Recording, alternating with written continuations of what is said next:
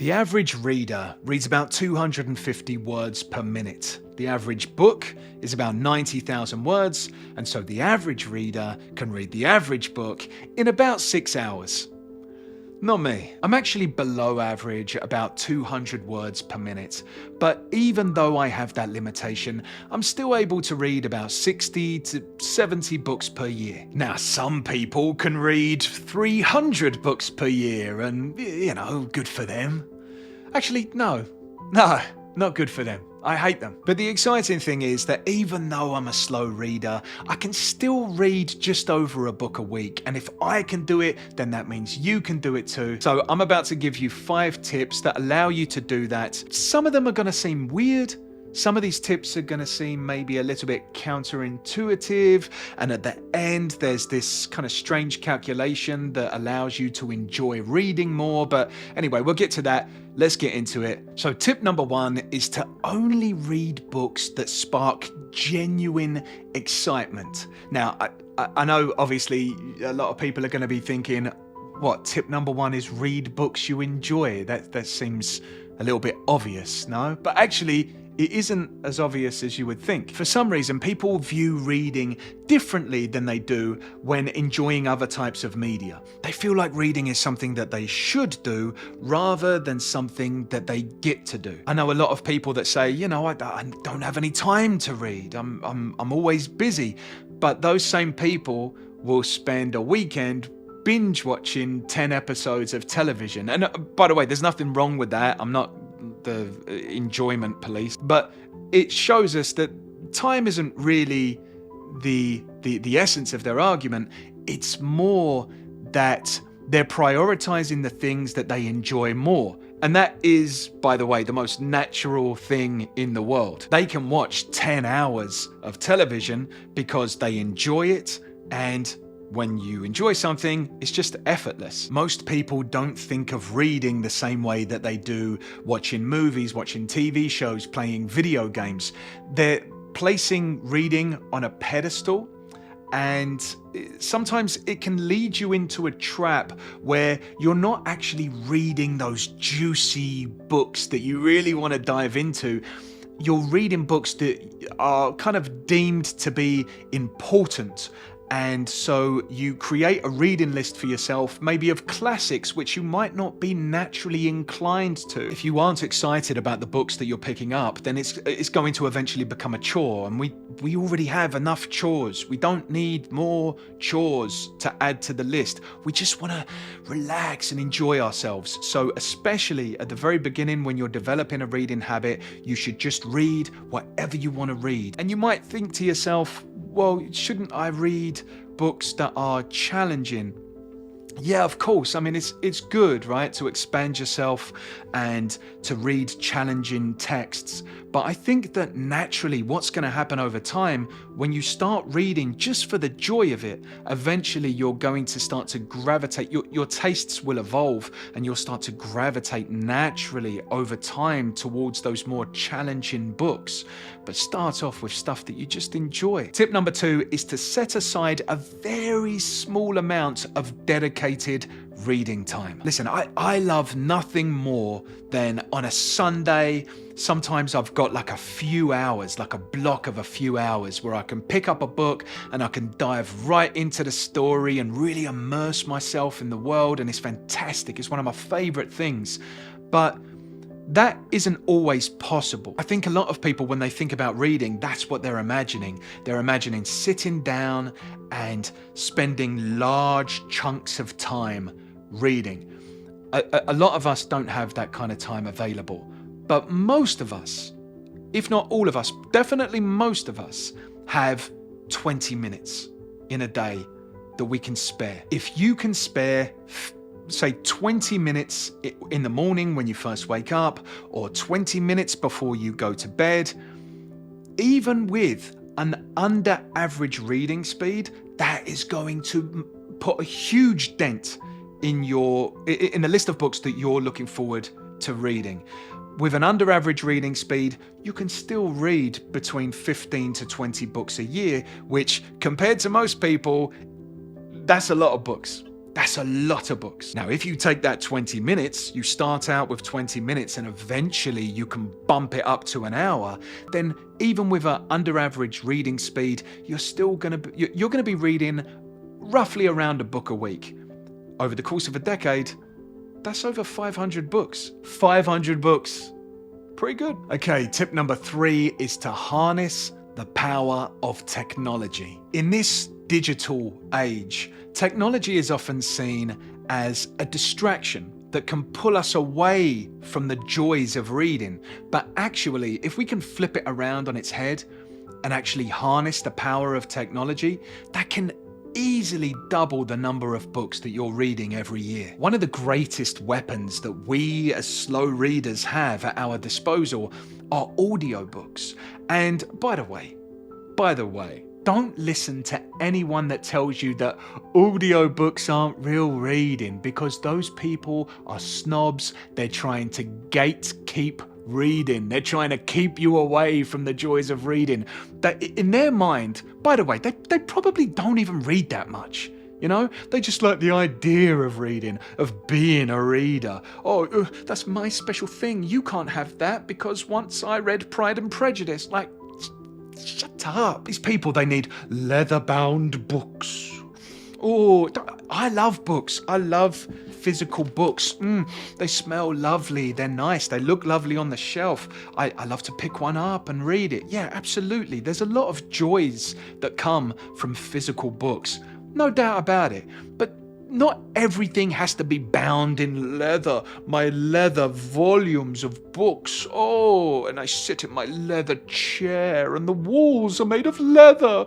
you weirdo. Next time someone tells you that audiobooks aren't real reading, you can tell them that listening to stories is the oldest form of storytelling. And by the way, if you get a really good narrator, it can enhance the experience. So, yeah, just forget all that anti-audiobook propaganda, you know? When I'm washing the dishes, I'm not washing the dishes.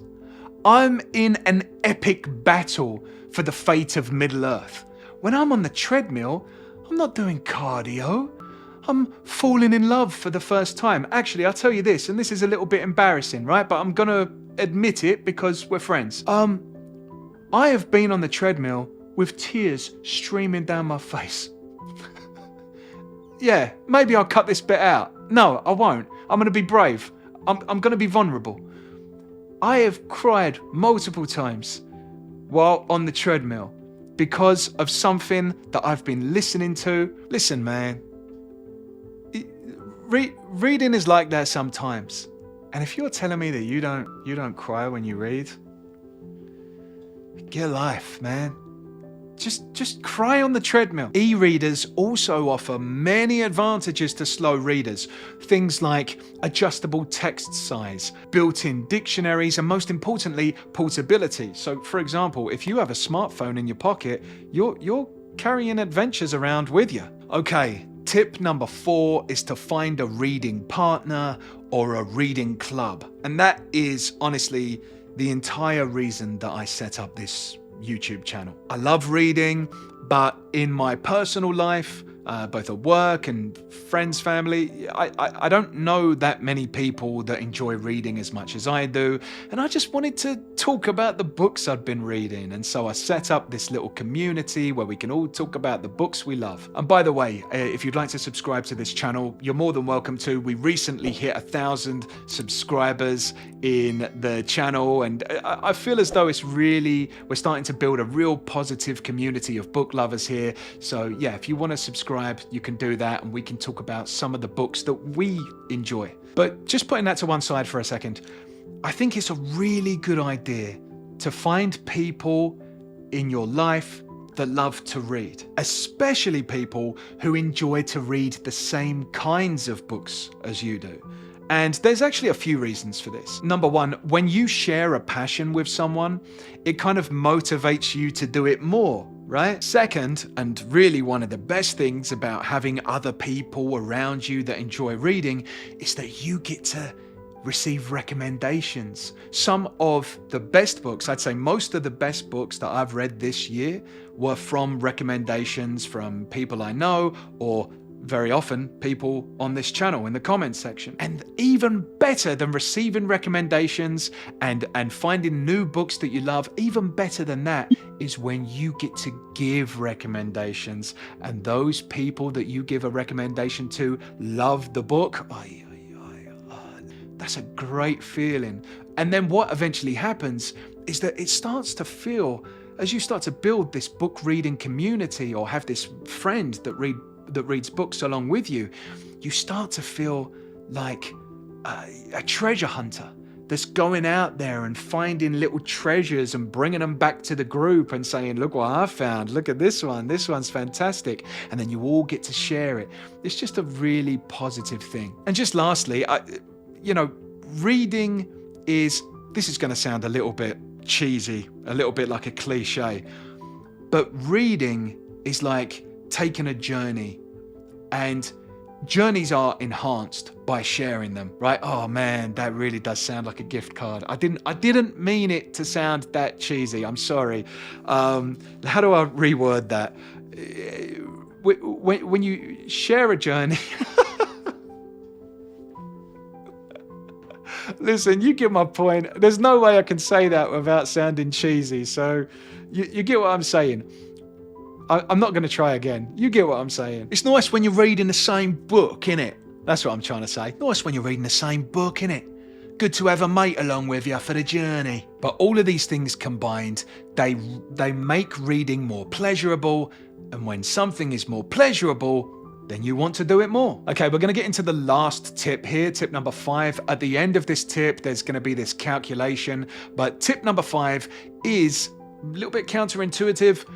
Give yourself permission to quit a book. I think we've probably all been in this situation where a book has captured the zeitgeist and everyone's talking about it and how great it is, and you're looking at the reviews online and you're thinking, this really sounds fantastic. And then you pick it up and you don't get it. You don't get what the hype is all about. And you push on, you get a little bit further into the book, and it's not getting any better. You're not really enjoying it. And then eventually it gets to the stage where you're dreading it. You're just going, I can't. It feels as though the book weighs 20 pounds, But here is the secret that consistent readers all know, and that is that knowing when to quit a book is just as important as picking one up. And again, it might seem counterintuitive. How does quitting a book make me read more books? That doesn't make any sense.